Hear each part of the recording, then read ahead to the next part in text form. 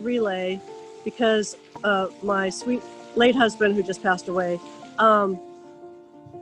was fighting cancer. But before he passed, he has been living with his cancer and his first wife's cancer. And my lovely stepdaughter, my husband Doug's daughter, when she passed, the year that she passed was the year that I looked into what I can do to better our lives, what we could do so that our grandkids and our nieces and nephews and brothers and sisters could hopefully not have to deal with this. So I just got lucky and ran into a relay group that was gathering to sign up in Auburn, and fell in love with Peggy, who was running it at the time, and went to my first relay, loved it, and felt the passion that relay does.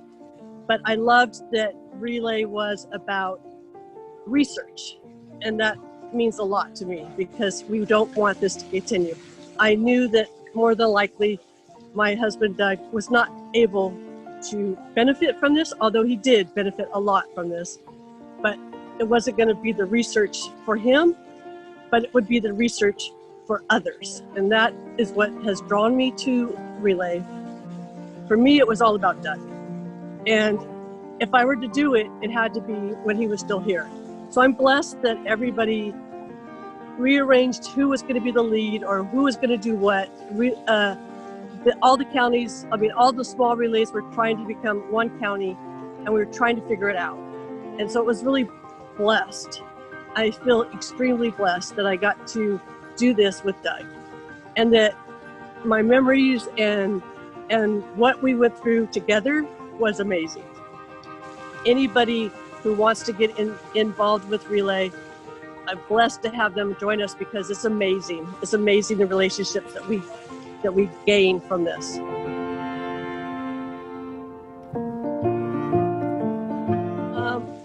I have some amazing memories and some amazing relationships that have developed just from relay. Yes, I brought in my family. Yes, I brought in my best friend, and she supported me with this 100%.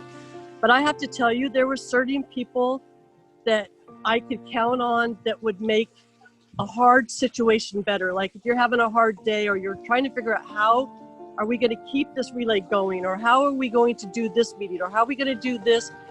I can tell you that you and Misty and Karen, it just drove me.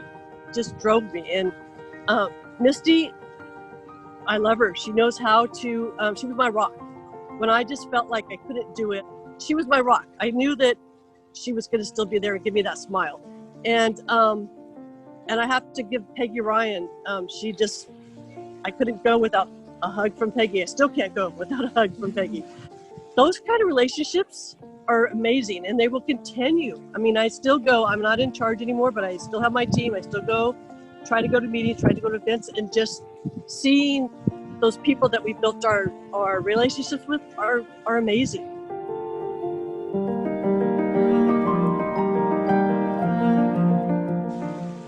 My first relay, the day of, when I got to get up there and announce to everybody who I am and why I do relay, and point out my husband, who we all know was the kindest, sweetest person ever, and why I did this, and to have everybody throughout that whole weekend, and then for the following next year, basically calling him Mr. Relay. He was loved, and that was amazing to know that just that one moment of calling my husband out and explaining why I did it, and to have everybody just kind of make him Mr. Relay for the next year, finish off that year and the next year. That was pretty amazing. One of my other kind of really fun memories was this second year I was up on stage, and I'm trying so hard to do kind of an Ellen selfie, and I can't get it down, but Edward gets it down. And of course we all know that he's got that personality that he can just crush it. So to have me just like fumbling around and just having him just crush it and everybody just laughing and having a good time. That was amazing.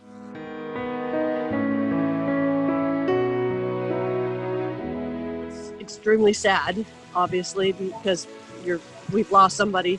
But it's touching. I mean, you feel the love and you feel a little bit of the hope, because you know that, yes, we've lost somebody, but we're all fighting this. So you get a little bit of the hope as well as the sadness. I did it the first year because we lost my stepdaughter. And so that was very sad. Doug couldn't do the first walk. He had to go off and kind of mourn himself. But afterwards, he felt the love and the hope to continue to go. So I think that it brings us all together. We all get to share each other's loss and hugs, and then you start to walk the track and you see those lights and you just know that there's hope. There's just hope. And the minute you see one little person, for me, one little person walking by and looking at these luminaries, I just know the hope that one little person may never have to do this anymore for cancer.